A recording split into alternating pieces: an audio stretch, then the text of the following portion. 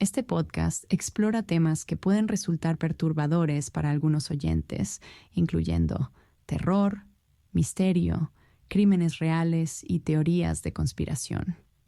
La información presentada es con fines de entretenimiento y puede no ser precisa.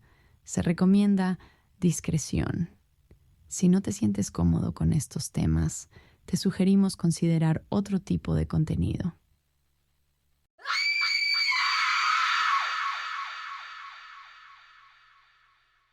Y bienvenidos a Sin Formato, el podcast donde exploraremos los rincones más oscuros de la noche.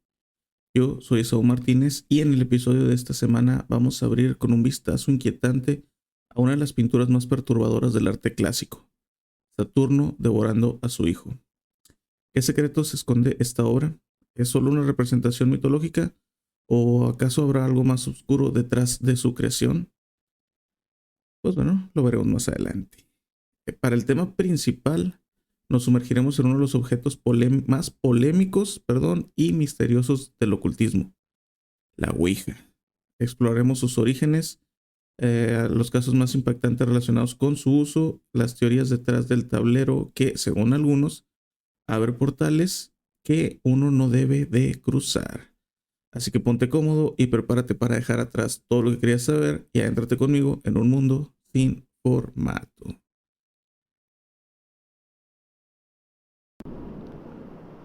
Este episodio contiene descripciones de eventos reales, teorías controvertidas y relatos perturbadores que pueden afectar la sensibilidad de algunos oyentes. Se recomienda discreción.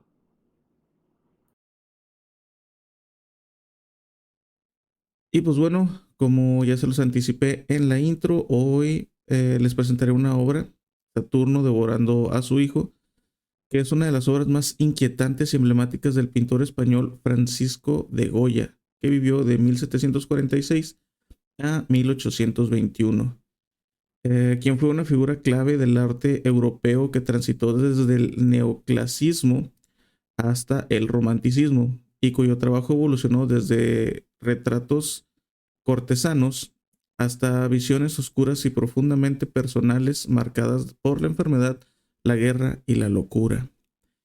Esta pintura forma parte de las llamadas pinturas negras, una de las que es una serie de 14 obras que Goyo pintó directamente sobre uno de sus muros de su casa, llamada La Quinta del Sordo, ya para el final de su vida. Estas pinturas reflejan un estado anímico, sombrío y una visión profundamente pesimista del mundo, que definitivamente Saturno devorando a su hijo es mi obra favorita de estas 14, pero vale la pena ver las 14. Tiene otra que es otra de mis pinturas favoritas que se llama El Aquelarre. Es esta, todos la conocen, pero chéquense las 14, están muy buenas. Pero regresando a la obra, esta representa al titán Cronos o Saturno, como lo conocían en la mitología romana, devorando a uno de sus hijos, presa del miedo de ser derrocado por uno de ellos, tal como se lo profetizó un oráculo. Goya retoma el mito clásico, pero lo representa de una forma cruda, visceral y perturbadora. Saturno, de mirada desquiciada y cuerpo encorvado, devora con furia el cuerpo desgarrado de su hijo, cuya cabeza ya ha sido arrancada.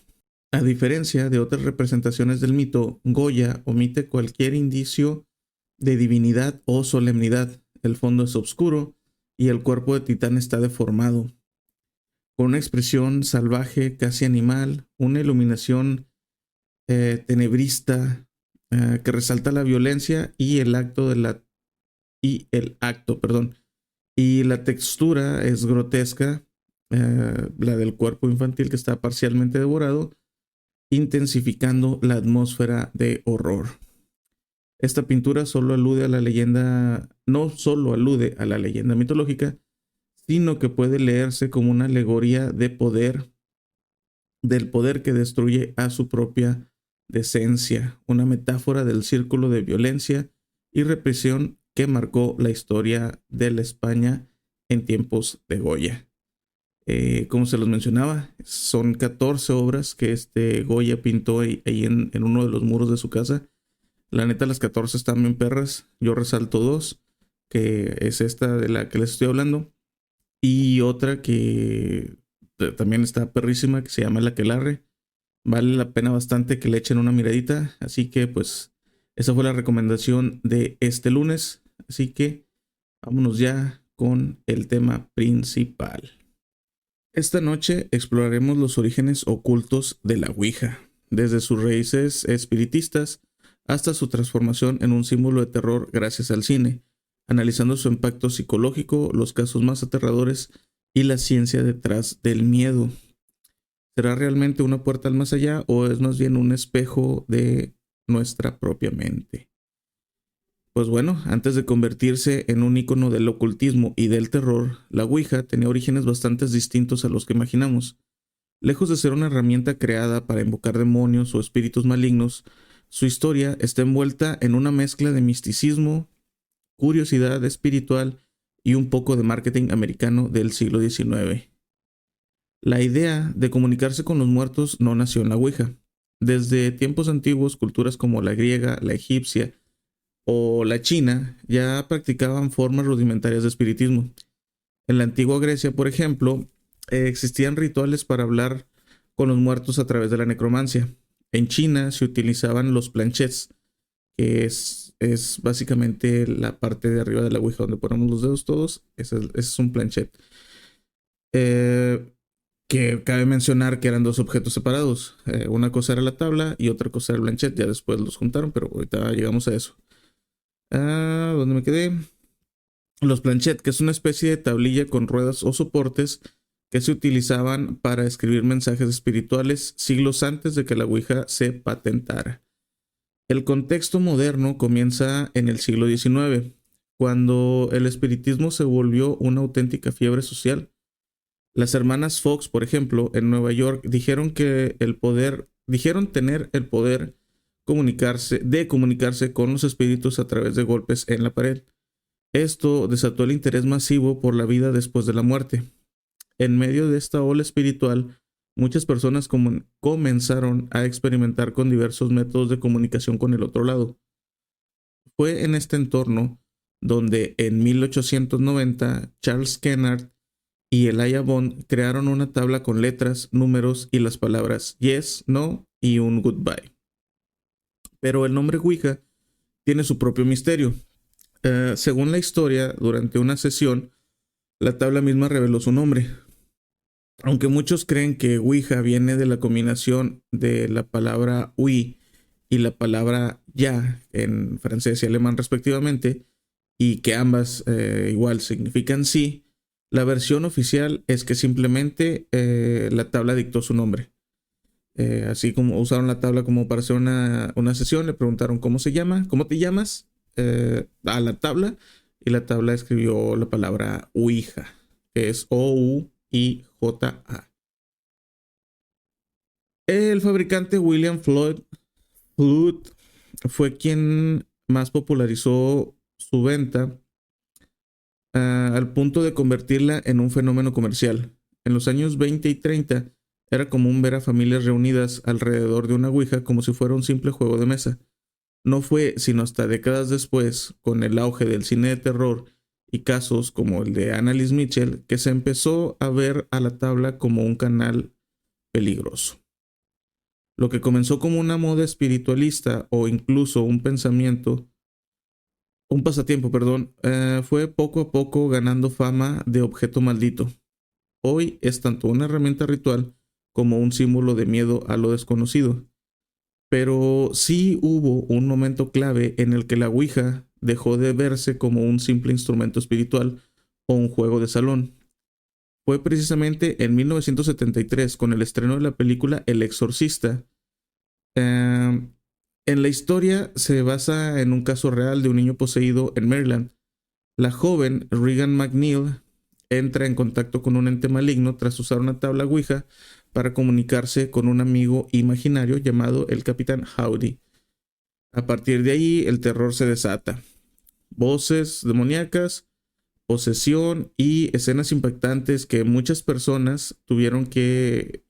tan impactantes que muchas personas tuvieron que salir del cine y les daban bolsas para vómito y todo. Fue todo un caso esa película. Pero la conexión entre la Ouija y la posesión demoníaca quedó grabada en el consciente colectivo. Desde ese momento, la tabla dejó de ser vista como algo inofensivo para transformarse en una puerta peligrosa al más allá. Después del estreno, aumentaron los reportes de experiencias paranormales relacionadas con la tabla. Se prohibió en muchas escuelas y fue condenada por grupos religiosos. La cultura popular fue influenciada por el cine y la televisión terminó de convertir a la Ouija en un sinónimo de riesgo, misterio y peligro espiritual. Ahora vamos a hablar de 3 de los casos más famosos en las que la Ouija es la protagonista sobrenatural de la desgracia de algunas personas. El caso de Estefanía Gutiérrez Lázaro en Vallecas, España, en 1990. Uno de los casos más famosos de la actividad paranormal en España. Estefanía, una joven de 18 años, usó la Ouija junto a unas amigas para intentar contactar al novio de una compañera que había fallecido. La sesión fue interrumpida por una de las monjas que rompió la tabla, pero algo parece haberse liberado en ese momento. Después del ritual, Estefanía comenzó a sufrir ataques, alucinaciones y episodios violentos. Decía ver sombras en su habitación y sentir presencias que la observaban. Meses después murió de forma inexplicable con un historial médico que no supo determinar la causa exacta de su muerte. Lo más inquietante es que los fenómenos paranormales continuaron en su casa. La policía llegó a intervenir y registró en sus informes hechos extraños como golpes, objetos que se movían solos y crucifijos que giraban violentamente. Otro de los casos es el caso de Carol Sue L. Becker en Oklahoma, en Estados Unidos, en el año 2001. Carol Sue es una mujer de 53 años, afirmó que durante una sesión con la Ouija recibió un mensaje directo del más allá. Su yerno era maligno y debía morir. Tomó un cuchillo y lo asesinó mientras dormía. Lo más perturbador es que intentó continuar con la matanza queriendo acabar también con su hija, sus nietos convencidos de que estaban poseídos. Tras ser arrestada, afirmó que la Ouija le ordenó cometer los crímenes. Fue declarada mentalmente incompetente, pero el caso quedó como uno de los más inquietantes ejemplos de cómo una persona puede perder el control total bajo la sugestión de la tabla. Otro de los casos es el caso del grupo escolar en El Salvador, en el año ya 2007. En un colegio rural en El Salvador, un grupo de estudiantes llevó la Ouija a clases para jugar durante un recreo.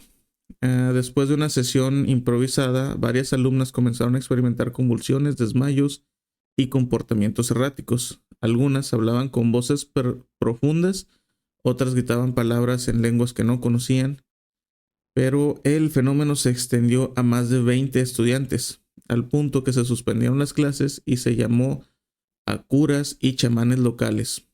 Aunque los médicos los diagnosticaron como histeria colectiva, muchos testigos afirmaron que lo que vieron no tenía explicación lógica. Hasta hoy es recordado como un episodio oscuro en la historia del colegio. Pero pues ahora vamos a hablar con un enfoque un poco más científico. Aunque muchas personas le atribuyen los movimientos del puntero de la Ouija a espíritus o energías del más allá, la ciencia ofrece una explicación mucho más terrenal: el fenómeno ideomotor. Este término fue acuñado en el siglo XIX por el científico William Benjamin Carpenter y se refiere a movimientos musculares que el cuerpo realiza sin que la mente sepa plenamente que está plenamente consciente de ellos. Es decir, cuando una persona cree que algo podría moverse, su cerebro le envía pequeñas señales a los músculos, tan sutiles que no se perciben como intencionales, y sin darse cuenta terminan moviéndolo. En una sesión de Ouija, donde varias personas tocan el puntero o planchette, estos micromovimientos se combinan creando una ilusión de que el objeto se mueve por sí solo. Nadie se siente que está ejerciendo fuerza porque cada movimiento es mínimo y subconsciente. Sin embargo, juntos producen el resultado real y visible. A esto se suma la expectativa psicológica. Si muchas personas creen que van a recibir un mensaje, el cerebro puede rellenar los vacíos e interpretar las respuestas y hasta darle sentido emocional. Es como si la mente necesitara validar lo que ya teme o espera. Experimentos en el laboratorio han demostrado esto. Cuando los participantes usan la ouija con los ojos vendados o sin saber que los demás están dejando de tocar la tabla, los mensajes pierden coherencia o simplemente no aparecen. Sin una influencia social y sin una visión, el efecto idiomotor se debilita. En resumen, no es un espíritu el que mueve la ouija. Es tu propio cuerpo dirigido por una parte de tu mente que no sabes que está actuando. Y eso, irónicamente, puede resultar incluso más inquietante. La ouija, aunque originalmente fue creada como una herramienta para el espiritismo, lo que realmente le ha dado el poder es el miedo que despierta en la mente humana. Cuando una persona se sienta frente a la ouija, lo hace con una mezcla de curiosidad, expectativa y sobre todo temor. Ese miedo, consciente o no, puede generar una fuerte carga emocional que altera la percepción de la realidad. Ruidos normales se sienten sobrenaturales, sombras se vuelven presencias y cualquier movimiento del puntero parece una respuesta del más allá. Aunque esté provocado por el subconsciente, de los participantes, el ya mencionado efecto idiomotor.